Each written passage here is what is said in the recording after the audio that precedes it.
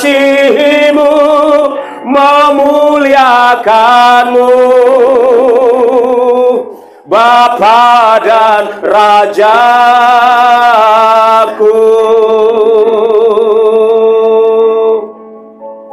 Untuk itulah Bapa, kami datang di tempat ini berkumpul karena kami tahu bahwa bagian kami adalah kerajaan Yesus Kristus dan kebenaran Yesus Kristus. Untuk itulah kami datang ke tempat ini untuk mengasihi Tuhan Yesus dan mempermuliakan Tuhan Yesus selama hidup kami sampai kami diantarkan ke kuburan. Terima kasih Bapa yang baik, terima kasih Tuhan Yesus. Ambil alih mimbar ini, ambil alih hamba-Mu, ambil alih setiap hati, pikiran, pendengaran kami Tuhan. Urapi hamba-Mu, urapi yang mendengar juga Bapa di surga, sehingga kami akan sungguh-sungguh dipuaskan oleh kebenaran firman Tuhan. Yang lemah dikuatkan, yang bimbang diteguhkan, haleluya, yang sakit sembuh dalam nama Tuhan Yesus Kristus, yang berkekurangan diberkati, yang sudah diberkati semakin diberkati, haleluya. Terima kasih Bapa di surga. Kami akan pulang dari tempat ini dengan satu kepastian bahwa kami berbeda dari kami datang Tuhan, karena firman Allah mengubahkan pikiran kami, mengubahkan mindset kami, serta merta mengubahkan juga setiap keputusan kami, mengubahkan sikap kami, attitude kami terhadap segala problema dan kenyataan hidup kami Bapa di surga.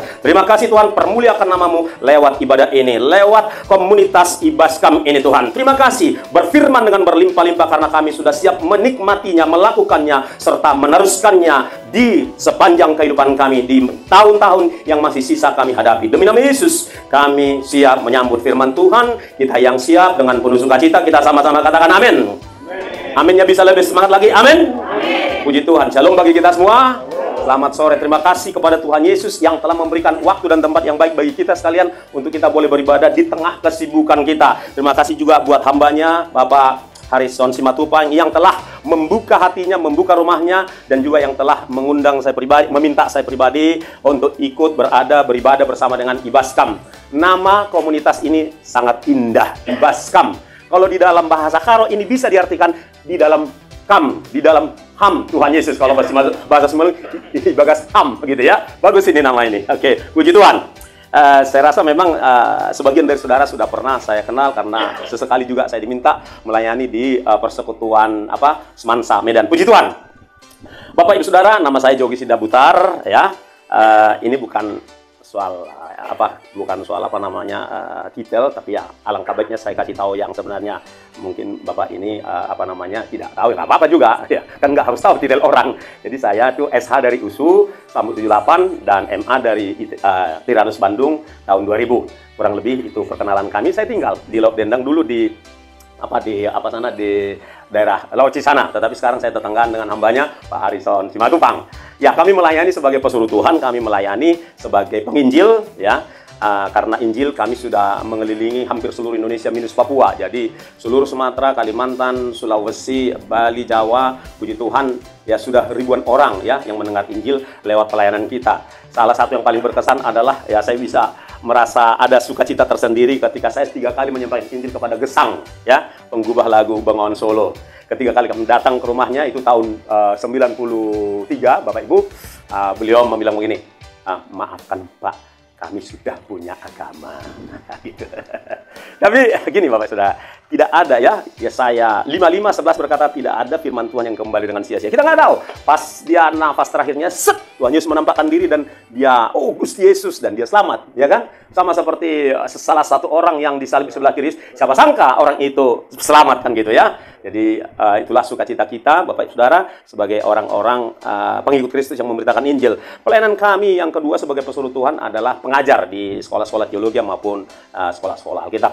Kurang lebih seperti itu, banyak pelayanan lain lah kalau di Sumatera Utara ini, sebagaimana Tuhan tempatkan kami di sini sebagai anak kunci kecil, yaitu ketika hamba-hamba Tuhan dari luar negeri datang membawa perihal kerajaan sorga ke Medan Sumatera Utara ini, Bapak Ibu, kan bahasa asing ya, bahasa Inggris lah. Jadi saya sebagai anak kunci membuka pintu kerajaan sorga itu buat gereja di Medan ini, jadi mereka ngerti. Jadi terpujilah Tuhan untuk itu semua. Maksud saya penerjemah. Itu perkenalan singkat, Bapak Ibu Saudara. Karena anugerah Tuhan juga saya tetap bisa konsisten move on sejak Januari tahun lalu. Istri saya buru-buru pulang ke rumah Bapak. Nggak tahu mungkin ada pelayanannya di sana, saya nggak bisa tahan. Ya udah ya kan, nanti ketemu di sana kan gitu aja Bapak Saudara. Kalau direnungi juga nanti nyiksa diri sendiri. Jadi saya tetap move on. Kurang lebih demikian perkenalan saya buat Bapak Saudara. Bapak-bapak, ibu-ibu yang diberkati Tuhan, saya harus berterus terang kepada saudara bahwa kita sudah hidup pada hari-hari kedatangan Yesus sudah sangat amat dekat, ya.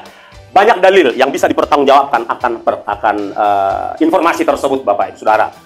Dalil pertama itu yaitu Matius 24 ayat 14 berkata, nggak usah dibuka, bahwa ketika Injil Kerajaan Allah ini telah diberitakan ke semua bangsa menjadi kesaksian bagi semua bangsa, maka the time is come. Jadi bukan langsung nggak begitu ya. The time is come, waktunya sudah datang untuk jadi musimnya, berbicara musim. Jadi 195 atau 96 bangsa-bangsa di muka bumi ini bisa dipastikan sudah dengar Yesus itu siapa, Yesus yang dirayakan oleh orang Kristen, oleh gereja di seluruh dunia. At least itu sudah menggenapi ayat tersebut. Jadi kita sudah sangat dekat dengan kedatangan itu. Belum lagi kalau kita menelaah perjanjian damai yang digagasi oleh Jared Kushner, menantunya si Donald Trump.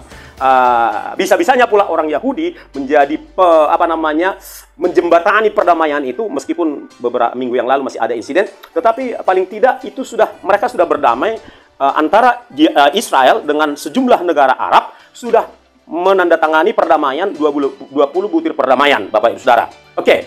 Nah, mereka berdamai dan itu sangat mungkin. Belum bisa saya pastikan karena nanti kita harus sama-sama amati. Tampaknya, jadi saya pakai kata tampaknya supaya kalau enggak saya pun tidak dapat disalahkan. Tampaknya itu sudah menggenapi Daniel 9 ayat 27. Di dalam Daniel 9:27 itu berbicara tentang raja itu. Siapa tahu si Jared Kushner itu yang akan menjadi raja dalam tanda kutip, calon antikristus, we never know. Kita nggak bisa pastikan sekarang, kita amati sama-sama. Telah membuat perjanjian dengan banyak orang, yaitu dengan 8 negara Timur Tengah yang dihadiri oleh 200 delegasi bangsa-bangsa dari dunia termasuk Prabowo menyaksikan. Yang menandatangani 8 negara, tapi yang menyaksikan ada 200 delegasi dan seterusnya.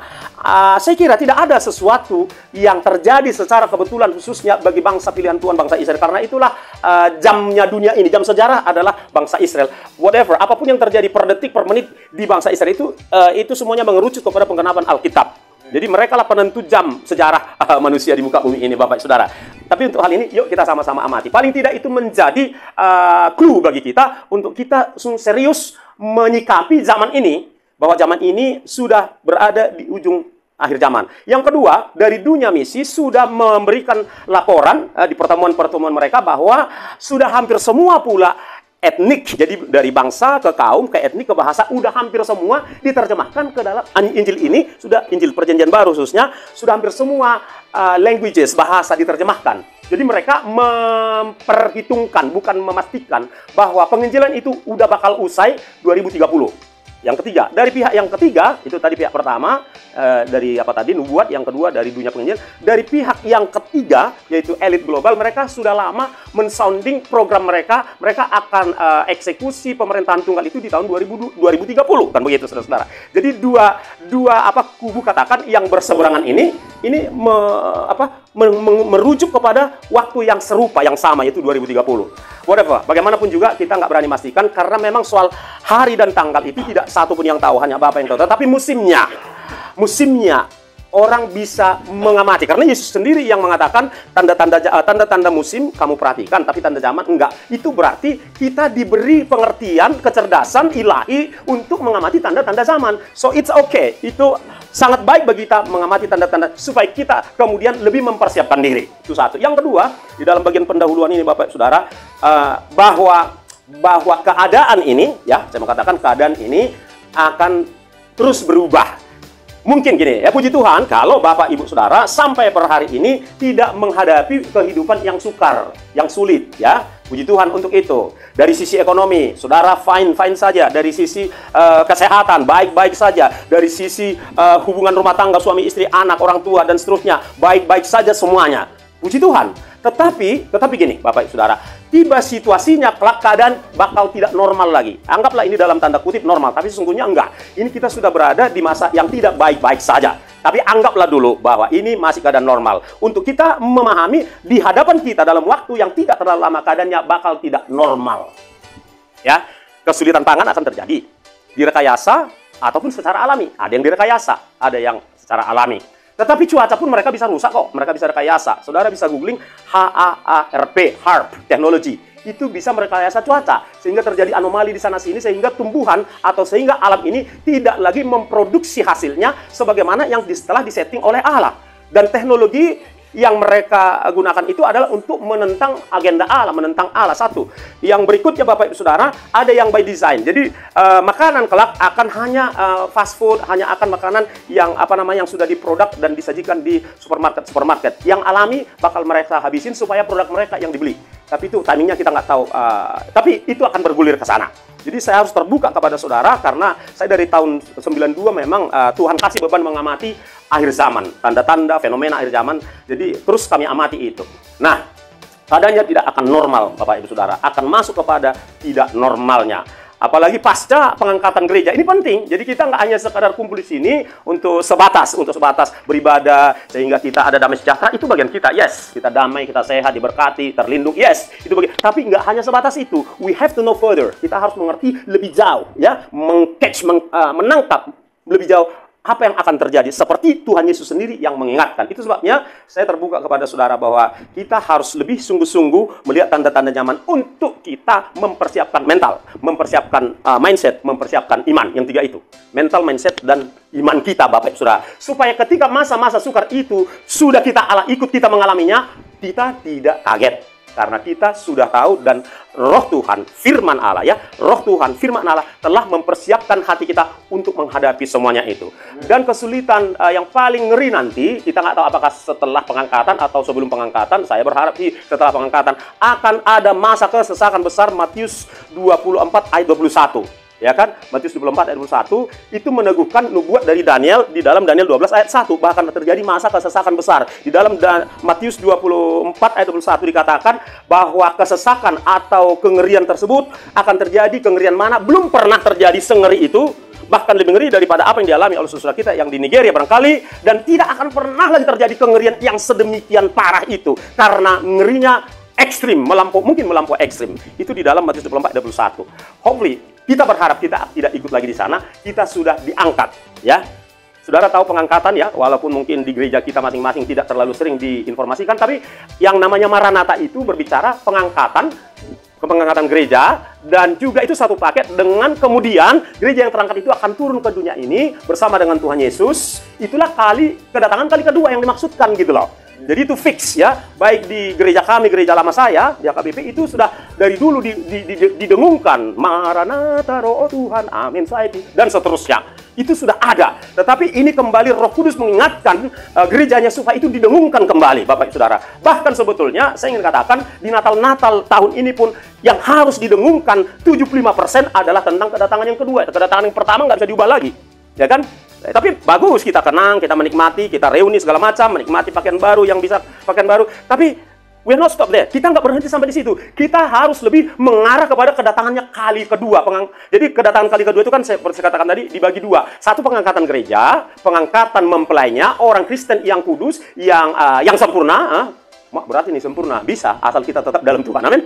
Itulah sebabnya tema kita ini sangat penting, tetap di dalam Tuhan akan membuat kita diproses menuju kesempurnaan. Nah, bagi yang pertama, saya ulangi lagi bahwa kedatangan Yesus kali kedua terbagi dua. Tahap pertama, pengangkatan, bertemu di awan permai. Kan gitu, lalu kita dibawa, diperkenalkannya kepada Bapaknya di surga. 7 tahun usai, kita turun kembali bersama dengan Tuhan Yesus di Bukit Zaitun. Dan sebelum kita bersama Tuhan menginjakkan kaki di sana, kita yang terangkat, Yesus sudah menghembuskan nafasnya, membakar tentara antikristus dan koalisinya. Nggak tahu siapa aja koalisinya, kita udah bisa tebak siapa aja tuh kan. Yang anti-Israel sekarang ini, apakah itu Rusia, China, Korea Utara, negara-negara Timur Tengah, begitu. Itulah yang bakal berkoalisi untuk menghancurkan Israel. Dan mereka akan kewalahan menghadapi koalisi ini. Hanya Tuhan Yesus yang bisa mengalahkan musuh bangsa Israel, supaya mulut bangsa Israel itu mengakui, oh dia rupanya Mesias itu. Betulnya rupanya dianya sang Mesias. Itu saudara bisa baca di dalam Zakaria 14. Kan begitu saudara. Baik, ini pembukaan menjadi pondasi bagi kita. Nah, untuk menghadapi, dalam rangka menghadapi keadaan yang semakin tidak menentu secara kesehatan, ekonomi, cuaca, relasi, iman, dan seterusnya, maka tema yang disajikan oleh Bapak sendiri atau dengan tim saya nggak tahu, yaitu bagus sekali, yaitu membangun hubungan akrab dengan Tuhan Yesus untuk menghadapi masa sukar. Ya, sebenarnya udah Ini sudah terangkum di situ, membangun hubungan pribadi yang karib, yang intim dengan Tuhan Yesus. Sebab apa? Sebab hanya dengan terhubung dan berada di dalam Tuhan Yesus, kita akan cakap menanggung segala perkara. Amin, Bapak dan Saudara.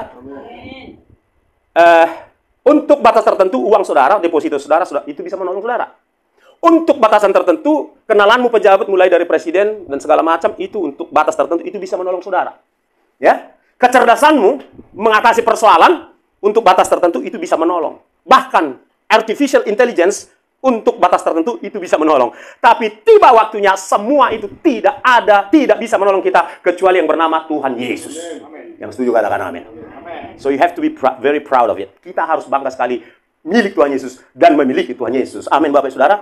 Yuk kita baca sejumlah ayat-ayat yang berbicara tentang fakta yang akan dan sedang terjadi dari 2 Timotius 3, contohnya di ayat 2 Timotius 3 1 itu dikatakan bahwa akan ada masa yang sukar, bahwa pada hari-hari terakhir akan timbul masa yang sukar. Itu dulu. Lalu diteruskan lagi ke ada 17 poin lagi itu ya manusia seperti ini seperti yang terjadi sekarang inilah, garang, ya kan? Ngeri, Bapak Ibu Saudara. Kalau nggak kuat iman, kalau kita nggak merasa jijik dengan orang yang menyalahgunakan TikTok, ucapannya ngeri-ngeri kali. Ya kan, terutama Alkitab. Parah-parah kali orang ini, saya pikir. Suku-suku lain, enggak seperti itu. Wah, ya, pokoknya bahasa yang nggak patut. Itu sedang digenapi saat ini. Hampir, ya, sudah banyak sekali Alkitab ini sedang digenapi saat ini. Satu, masa sukar. Yang kedua, tingkah laku manusia. Tidak terkontrol lagi, Bapak Ibu Saudara, omongannya. Kan gitu, saudara-saudara. Kalau masuk lagi, saudara, ke Habakuk. Habakuk 1 ayat 2, itu berbicara tentang pemerintahan yang fasik. Ya, keadilan muncul terbalik. Jadi waktu itu Habakuk sebagai nabi sudah melihat keadaan ini, dan kita pula salah satunya yang menggenapinya. Habakuk 1 ayat 2 itu, Bapak Ibu Saudara. Teriak-teriak Habakuk di dalam penglihatannya, Tuhan, kenapa kau tunjukkan kepadaku kelaliman, kejahatan, dan seterusnya. Karena apa? Karena orang fasik memerintah. Kan begitu. Itu yang terjadi sekarang ini, Bapak Ibu Saudara. Ya. Dan di dalam Daniel 12 ayat 10, kalau saya nggak salah, bahwa pada hari-hari terakhir, di akhir zaman, akan muncul aslinya orang. Kan begitu, saudara-saudara. Jadi walaupun 5 tahun dia nampak baik-baik, 5 tahun kemudian, nampak aslinya dia nggak baik-baik. Kan gitu kira-kira.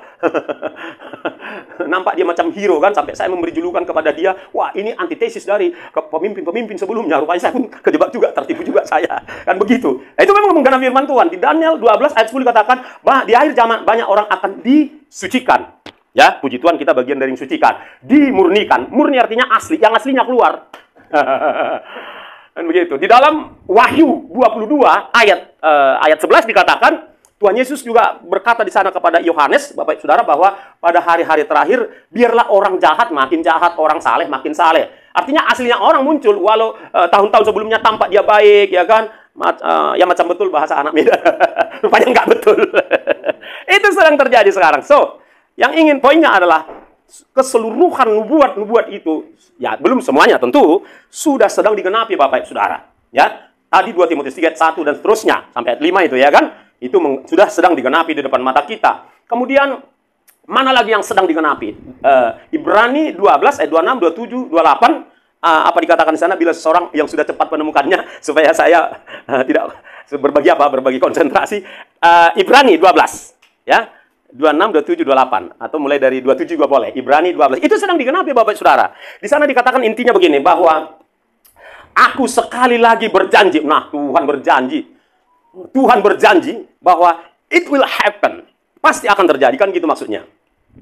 Aku berjanji bahwa aku akan menggoncangkan bukan hanya bola bumi saja, tetapi langit juga. Kan begitu, saudara-saudara. Nah, kuasa-kuasa langit sekarang sedang goncang. Ya, cuaca udah selalu anomali, ya kan? Cuaca udah nggak menentu-menentu. Di musim hujan kemarau, di musim kemarau hujan turun. Dan nggak teratur lagi. Itu sedang digenapi. Jadi fix, real, terbukti Alkitab itu benar adanya, Bapak Saudara. Nah, di situ dikatakan, Bapak sudah ketemu, boleh dibacakan Pak, ayat 27-nya, 28. Ibrani 12 ayat 28. Iya, Pak, ya. Ungkapan satu kali lagi menunjuk kepada perubahan pada apa yang dapat digoncangkan. Yes. Karena ia dijadikan supaya tidak Tetap apa? Tidak tergoncang. Baik, terima kasih. Nah, gini, Bapak Ibu Saudara. Jadi, segala sesuatu itu seperti saya katakan tadi, mau dia AI, mau ChatGPT, mau high teknologi, mau uang ribuan triliun, semuanya itu akan guncang. Akan tidak ada gunanya. pada kondisi tertentu nanti. Ada satu kondisi semua nggak laku, nggak bisa nolong. Hanya Tuhan Yesus yang nolong, yang bisa nolong. Itu dia. Jadi itulah kita bersyukurnya kita berada di kerajaan Tuhan Yesus yang tidak tergoncangkan itu. Mana aminnya? Amin. Kita bersyukur di situ. Nah, jadi tentu saja Bapak Saudara, kalau kita udah tahu itu kerajaan yang tak tergoncangkan, jangan pasang dua kaki lagi. Aminnya harusnya ada juga. Sudah pasang satu kaki aja, jangan di dua perahu. Ya kan? Tapi kan nggak salah Pak Pendeta, aku kelola hartaku ini. Setuju. Harta, talenta yang Tuhan titipkan tangan saudara ini, kelolalah, maksimalkanlah untuk Tuhan dan untuk sesama. Aminnya juga nggak ada. Memang di mana hartamu berada, di situ hatimu berada. Kata Tuhan, bukan kata saya. Jadi gitu, saudara-saudara ya. Jadi semua itu akan diguncang. Semua akan diguncang. Dan oh iya, sebelum lupa, nanti habis waktu lupa. Akan tiba waktunya semua akan digitalisasi. Termasuk identitas. Dan ini masih elektronik di KTP. Akan mereka alihkan ke handphone. Dari handphone mereka sudah buat celah, akan ada errornya. Maka ada alasan untuk mendorong seluruh dunia supaya identitas dipindahkan dalam tubuh. Itu fix. Mungkin chip, mungkin juga hanya di-scan begitu saja. Jadi sudah ada identitas itu dalam tubuh. Dan mereka sudah simulasi lewat vaksin.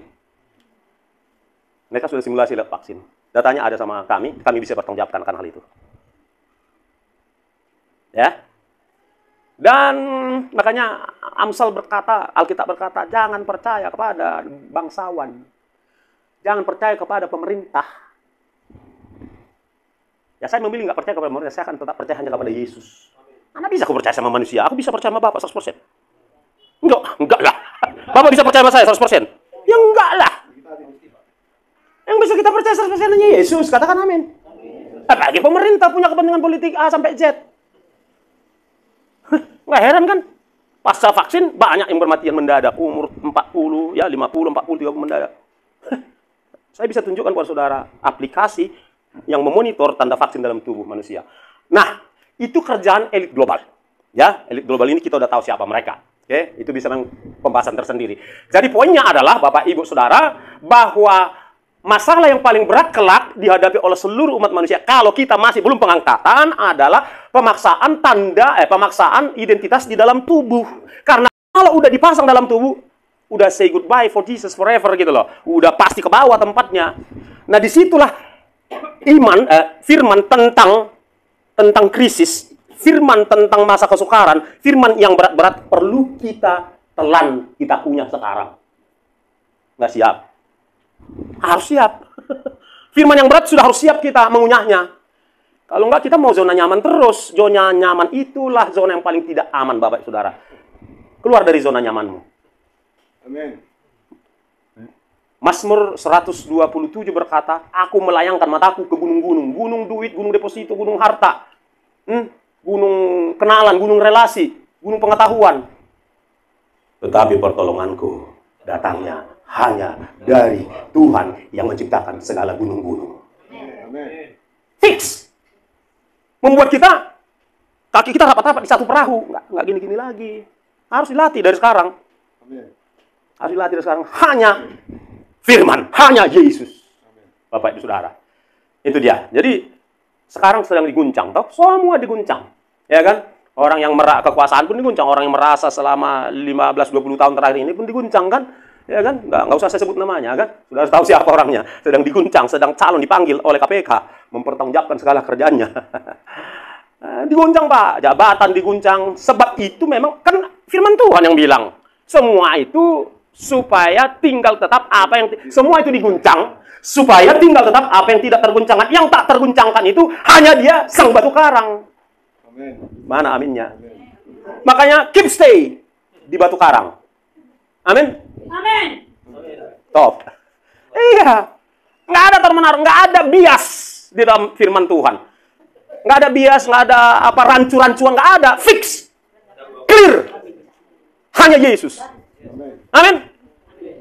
Jadi mulai sekarang saudara harus peras hatimu yang selama ini masih di dua perahu gitu kan, masih ada bimbangnya, masih di zona abu-abu.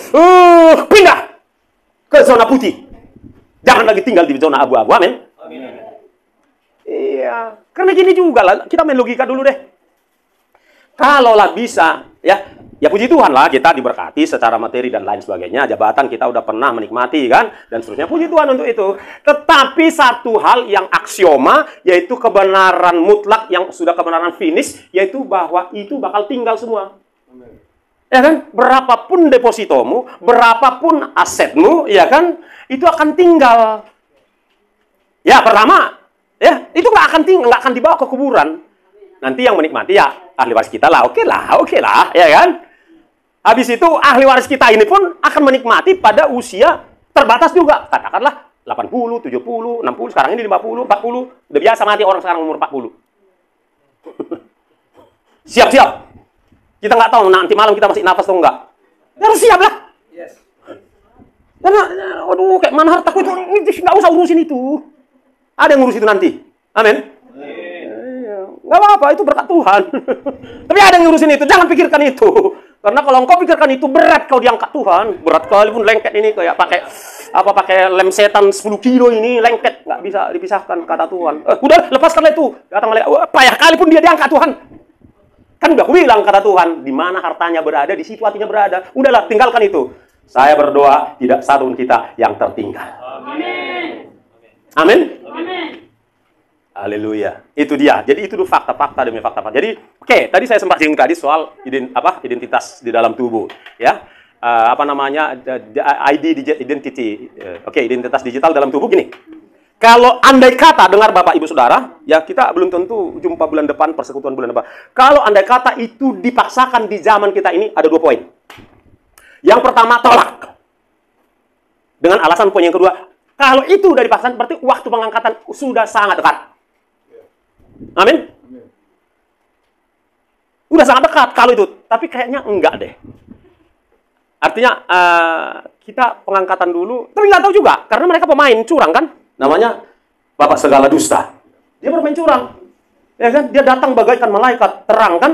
Dia datang dengan caranya dia menyebarkan penyakit, lalu dia datang kayak malaikat ngasih obat untuk seluruh dunia namanya vaksin, rupanya membunuh. Dia datang hanya mencuri, membunuh, membinasakan. Kita harus telanjangi itu semua pekerjaan mereka. Gitu, saudara-saudara. Jadi bisa aja mereka bermain curang, bisa aja di masa kita itu dipaksa. Dan ketika itu dipaksakan di masa kita ini, saya mau katakan, jangan ragu tolak, karena Tuhanmu dan Tuhanku akan melindungi engkau. Katakan amin bagi yang percaya. Akan melindungi kita. Nggak usah pikirkan deposito. Karena gini, kalau itu udah dipaksakan di dalam tubuh, maka kita nggak berhak lagi ngambil uang kita. It's okay, udahlah tinggalkan tumannya sama dia. Ya, jadi kayak mana makan? Ada Tuhan yang kasih kita makan. Tuhan yang sama bisa kasih mana. Tuhan yang sama bisa kasih roti dan daging bakar kepada Elia. Tuhan yang sama kok itu. Nggak usah ragu Bapak Saudara. Serius. Burung pipit aja di udara. Ya Pak ya. Dipelihara. Gampang kali dia memelihara kita. Amin. Pokoknya fix dalam hati, tolak itu barang. Jangan pernah terima KTP digital dalam tubuh.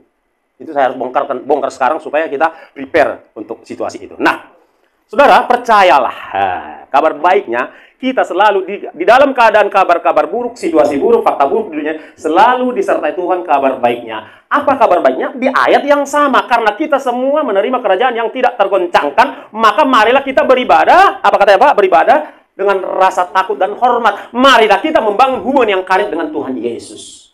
Katakan amin. Itu dia, intinya di situ, membangun hubungan yang karib dengan Tuhan Yesus Kristus. Pengertian dari hubungan yang karib ini, Bapak Ibu Saudara, satu, melakukan firman-Nya. Itu dulu dong. Makanya kita lihat di dalam Matius 7 ayat 21, yuk. Kita lihat 24, 25, 26. Ya, kita lihat. Matius, Pak. Matius, mohon kesediaannya, Pak. Matius 7, Pak. Ayat 26, 27, 28. Tentang gini, memilih hidup di atas batu karang atau di atas pasir. Membangun hidup di atas batu karang atau pasir. This is the very key. Ini kuncinya. Oke, silakan Bapak. Matius 7 ayat 26. Ya. Tetapi setiap orang yang mendengar perkataanku ini dan tidak melakukannya, Ya. sama dengan orang yang bodoh, Ya. yang mendirikan rumahnya di atas pasir. Kemudian turunlah hujan dan datanglah banjir. Lalu angin melanda rumah itu sehingga rubuhlah rumah itu, Ya. dan hebatlah kerusakannya. Baik. Nah, sebaliknya kan diteruskan Tuhan Yesus itu. Sebaliknya, orang yang mendengarkan firman Tuhan, kita nih, kita semua yang mendengarkan firman Tuhan dan melakukannya, kita itu bagaikan ada di atas, anggaplah ini batu karang nih. Batu karang setiap tempat duduk kita ini anggap nggak goyah kita Bapak Ibu. Angin persoalan, banjir persoalan, badai persoalan, bahkan badai sungguhan datang, kita tetap dilindungi. Ketika tiap kali hujan badai di laut dendang, itu bagi saya melatih iman saya secara rohani. Berdoa. Karena di tempat kita itu Pak, begini. Anginnya gitu. Udah bagi saya itu, saya malah adrenalin saya itu naik dan saya berdoa penyembahan. Biasanya nggak lama kemudian reda. Artinya apa? Saya terlindung dari badai sungguhan. Saudara dan saya terlindung dari badai sungguhan dan badai persoalan. Katakan amin. Asal percaya total. Ya, makanya ini perlu kita tanggalkan, kita letakkan di tangan Tuhan Yesus ini nih. Di dalam 2 Korintus 10:4 inilah musuh kita. 2 Korintus 10:4. Benteng kubu ada di sini itu false argument. Kalau dalam King James dikatakan false. Apa di sini banyak kali dalih-dalih. So kita harus serahkan ini kepada pikiran Kristus. Itulah salah satu cara melakukan firman Tuhan. Supaya kita tidak terguncangkan oleh badai yang akan datang. Oke. Nah, itulah sebabnya Yesus berkata dari Yohanes 15 Pak. Ayat 5, 6, 7 barangkali. Tentang tinggal di dalam Tuhan. Inilah dia tema kita malam hari ini. Supaya we keep on staying di dalam dia. Ayo Pas. Yohanes 15 ayat 5 tentang tinggal di dalam Tuhan. Akulah pokok anggur yang benar. Siapa saja yang sudah menemukan dulu? Ayat 5 coba. Akulah pokok anggur dan kamulah ranting-rantingnya. Terus Pak, terus. Barang siapa tinggal di dalam aku dan aku di dalam dia, Yes. dia berbuah banyak. Sebab di luar aku, kamu tidak dapat Udah. apa-apa. Saya kira kita selanjutnya kita udah ngerti. Jadi marilah kita tetap tinggal di dalam Yesus. Katakan amin. Dan Yesusnya tinggal di dalam tubuh kita, rohnya. Katakan amin. Jadi ada bahasa Jawanya manunggal, one. Bahasa Bataknya bukan sada tapi sada. Unity. One. Satu kita dengan Tuhan senantiasa. Dan ini perlu dipraktekkan setiap hari. Amin, Bapak Ibu Saudara. Perlu dipraktekkan, perlu kita membangun hubungan kita lewat penyembahan pagi kita. Karena di situ waktu yang paling indah, kan begitu ya. Penyembahan, pujian, doa, baca firman, itu kita nikmati setiap saat. Karena kita tidak bisa hidup di luar dia. Bersin aja pun kita butuh Tuhan. Serius. Jangan anggap enteng. Anggap Tuhan bersin. Ya, bersin ini kan perlu oksigen yang diciptakan ini. Bisa. Apa bisa kita bersin kalau tidak oksigen? Nah, dari situ aja nggak bisa dibantah bahwa kita butuh Tuhan. Bersin pun kita, kedip mata pun kita butuh Tuhan. Makanya lagu mengatakan, ya Tuhan tiap jam ku memerlukanmu. Engkaulah yang memberi sejahtera penuh setiap jamnya Tuhan, di Kau ku perlukan, ku datang juru selamat, berkatilah. Ayat penutup dari Filipi 4 ayat 13. Mohon dibacakan ya Pak. Segala perkara dapat kutanggung di dalam dia. Oke. Yuk kita sama-sama baca, mengucapkan ya bagi saudara yang bawa Alkitab. Ayo buka sama-sama, semua. Ya Filipi 4:13. Semua. Kita tunggu yang sedang mencari. Supaya serentak. Ya, supaya serentak. Supaya ini kemudian masuk di dalam, diserap oleh roh, jiwa dan tubuh kita menjadi kekuatan kita. Firman-Nya, perkataannya menjadi darah daging kita. Sudah? Nanti kita akan mendengarkan penjelasannya yang cukup menarik menurut saya. Baik, berapa tadi? Filipi 4 ayat 13. 1, 2, ya.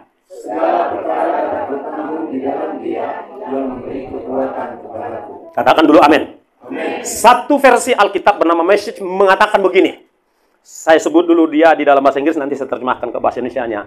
I can solve all problems in Him, through Him, Jesus Christ, who infuses me. Dalam bahasa Indonesia kurang lebih begini. Aku dapat mengatasi segala, I can solve all problems and difficulties. Sorry, masih ada yang terselip.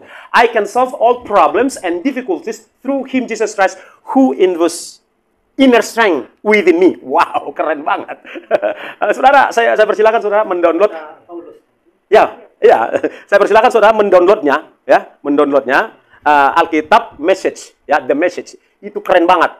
Membuat dia jadi lebih real, lebih kena begitu. Jadi dalam bahasa Indonesia kurang lebih begini. Aku dapat mengatasi segala problema dan kesulitan-kesulitan di dalam Dia Yesus Kristus yang menginfus tenaga baru di dalam tubuhku. Wow, keren habis. Itulah pengertiannya itu. Ya, di tengah-tengah kita ada dokter, ya kan?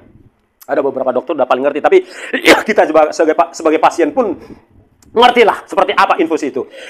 Di saat kita kehabisan tenaga, kehabisan cairan, maka infuslah yang lebih dulu dimasukkan ke dalam tubuh kita, betul? Kan begitu ya? Infus. Thank you. Oke. Dimasukkanlah infus itu supaya ada tenaga baru masuk langsung ke dalam tubuh kita.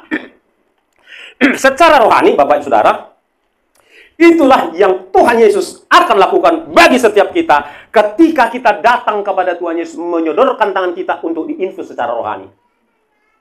Yang mengerti katakan amin. Ketika saudara nyerah, kan kalau diinfus itu kan harus nyerah orang yang mau dimasukin infus itu. Kalau dia berontak, nggak bakal ketemu titik connect-nya. Demikian juga kita, Bapak Saudara. Kalau kita itu nggak bangun hubungan yang karib dengan Tuhan, nggak nyerah, aku berserah, aku berserah pada Yesus, Juru Selamat. Aku berserah. Bapak dengar baik, Bapak ini. Puji Tuhan kalau engkau kuat sehat. Tetapi, biarkan engkau merasa lemah di hadapan Tuhan. Bukan maksudnya kita mengimani lemah, nggak bertenaga. Bukan. Tapi biarkanlah engkau menjaga posisimu di hadapan tentu lemah dan miskin. Di hadapan Tuhan ya.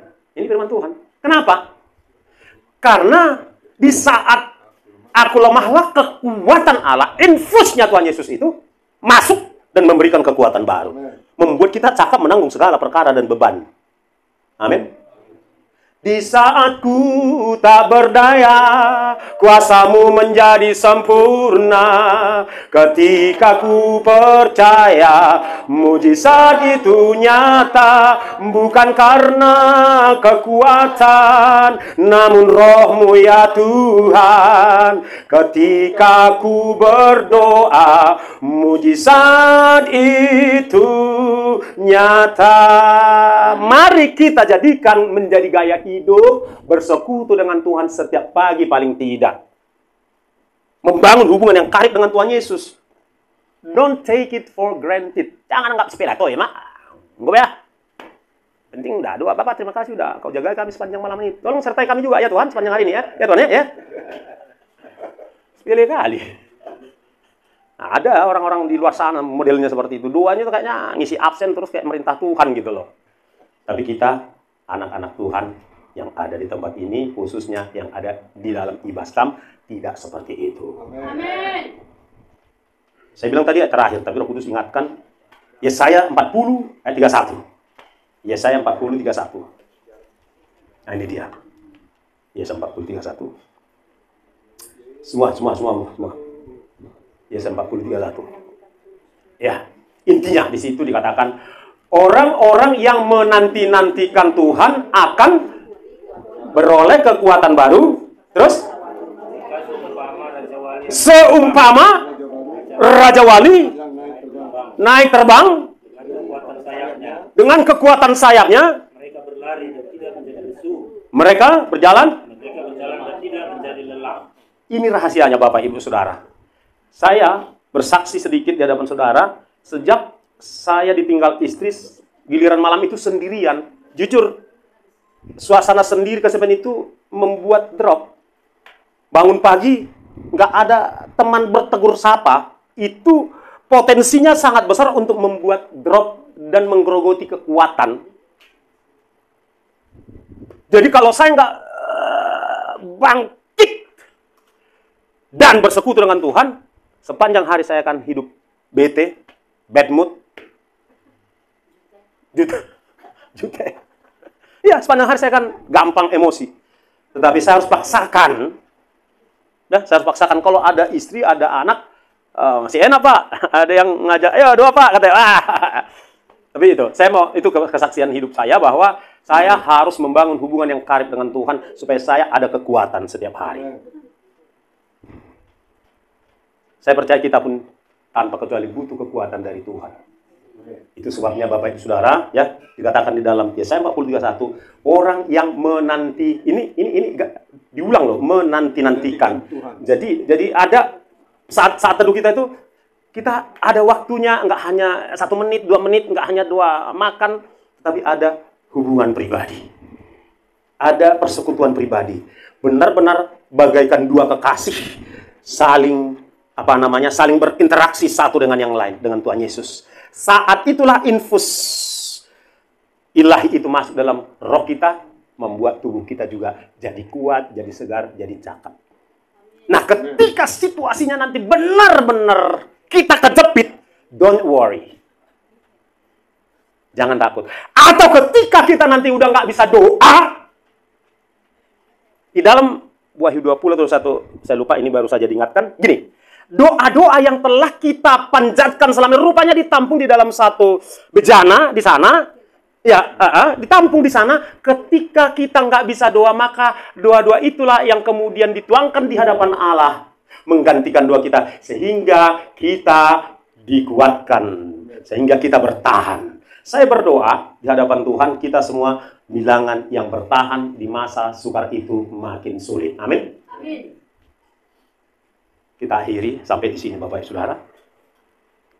Yang penting dan terutama, mari kita lakukan. Kita tidak cukup hanya mungkin merasa dipuaskan oleh firman Tuhan, tetapi marilah kita menjadi pelaku firman. Percayalah. Saya mau katakan, upahmu mendengarkan firman Tuhan hari ini, engkau akan menerima berkat-berkat Tuhan. Berkat jasmani, berkat perlindungan, berkat materi juga engkau akan terus menikmatinya. Dan jangan lupa, tentu, jadilah berkat bagi banyak orang saat ini yang sangat. Sedikit lagi Bapak Saudara. Saya perhatikan, ya karena kebetulan daerah ini mayoritas kalau yang saya perhatikan yang lewat di jalan perhubungan sana itu orang ekonomi lemah kebanyakan. Dan yang mencari duit di pasar itu ekonomi lemah kebanyakan. Dan ada banyak mereka pulang ke rumah sore hari membawa uang tidak sampai 100.000. Bawa kerupuk, emang bisa dijual, walaupun terjual kerupuk yang segede itu, sebanyak itu, tak sampai 100.000. Perih hati ini melihatnya Bapak Ibu Saudara.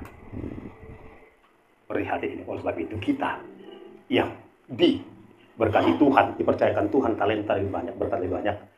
Mari Bapak Ibu Saudara, saya tidak bermaksud mengajari, karena saudara sudah melakukannya. Mari kita lihat siapa yang kita bisa bantu setiap hari. Hal-hal kecil. Saya memang bisa melakukan hal kecil. Misalnya uang parkir cuma 2.000. Saya kasih uang 5.000. Saya gini kan. Sukacita kali dia.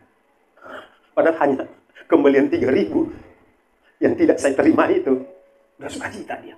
Seperti itulah Pak. Keadaan kebanyakan orang saat ini. Yuk mari kita jadi berkat. Kesempatan buat kita memperkenalkan nama Tuhan Yesus. Banyak orang saat ini percaya kepada Tuhan dan Tuhanku. Serius. Banyak orang percaya. Betul ini Tuhan orang Kristen ini. Gitu. Karena perbuatan kita juga yang baik di lidah mereka. Amin Bapak Saudara. Tuhan Yesus memberkati kita. Kita pejamkan mata. Di saat ku tak berdaya, kuasa-Mu jadi sempurna. Ketika ku percaya, mujizat itu nyata, bukan karena kekuatan, namun Roh-Mu ya Tuhan. Ketika ku berdoa, mujizat itu nyata. Di saat ku tak berdaya, kita angkat tangan kita. Kuasa-Mu jadi sempurna, bagaikan kita orang yang tidak punya daya, yang butuh infus dari Tuhan Yesus. Mujizat itu nyata, bukan karena kekuatan, namun Roh-Mu ya Tuhan. Ketika ku berdoa, mujizat itu nyata. Bapak Ibu yang dikasihi oleh Tuhan Yesus, izinkan saya sekali lagi mengingatkan sekalian kita untuk menjadikan hubungan pribadi dengan Tuhan Yesus menjadi gaya hidup kita, bukan hanya pagi saja, tetapi sepanjang aktivitas kita sepanjang hari itu menjadi gaya hidup tetap terhubung dengan Dia. Haleluya. Sebab itulah sumber kekuatan kita yang sejati. Haleluya, haleluya, haleluya. Haleluya, haleluya, haleluya. Mari kita rasakan Roh Tuhan saat ini sedang menjamah setiap kita dan sedang menginfus setiap kita, Bapak Ibu. Haleluya, haleluya. Kekuatan di hidupku ku dapat dalam Yesus. Kau tak pernah tinggalkanku, setia menopangku. Berseru, angkat tanganmu, berharap hanya pada Yesus. Sekali lagi kita katakan kekuatan di hidupku ku dapat hanya dalam Yesus, hanya dalam Yesus. Kau tak pernah tinggalkanku, setia menopangku. Berseru, berharap hanya pada Yesus. Ajaib kau Tuhan, ajaib kau Tuhan, penuh kuasa, sanggup pulihkan keadaanku. Dalam tanganmu seluruh hidupku tak akan goyah, selamanya. Ajaib kau Tuhan, penuh kuasa, sanggup pulihkan keadaanku. Dalam tanganmu seluruh hidupku tak akan goyah selamanya. Itu bukan sekedar lirik lagu, tapi itu adalah iman kita, percaya kita kepada Dia Tuhan Yesus yang adalah sumber kekuatan kita satu-satunya. Suatu saat kelak, apapun yang ada di dunia ini akan gagal menolong engkau. Tiba waktunya dan kondisinya, apapun yang dari dunia ini gagal menolong saudara. Yang hanya menolong engkau, sanggup menolong engkau dengan kuasa ilahinya adalah Tuhan Yesus Kristus. Tetaplah percaya kepada Dia dan bangunlah senantiasa hubungan pribadi dengan Dia menjadi gaya hidup kita. Terima kasih Tuhan, hamba-Mu sudah selesai menyampaikan kebenaran firman-Mu, isi hatimu. Mari Roh Kudus yang terus memeteraikan, yang terus menanamkan, yang terus menyalakan, yang terus mengobarkan kebenaran perkataan-perkataan-Mu itu di hati setiap kami, di pikiran kami, di jiwa tubuh roh kami, Bapa. Biarlah perkataan-Mu itu menjadi mendarah daging bagi setiap kami, menjadi kekuatan kami, sehingga kelak masa sulit datang, tidak satu pun dari kami yang gugur. Kami akan tetap mempertahankan Tuhan Yesus, sama seperti orang-orang percaya di Nigeria. Mereka tetap mempertahankan Tuhan Yesus, sekalipun nyawa mereka berpisah dari tubuh mereka, dan nyawa mereka kembali bersama dengan Tuhan Yesus. Terima kasih Bapa. Ini doa dan permohonan kami di dalam nama anak-Mu. Kami berdoa, kami mengucap syukur. Haleluya. Sama-sama kita katakan amin.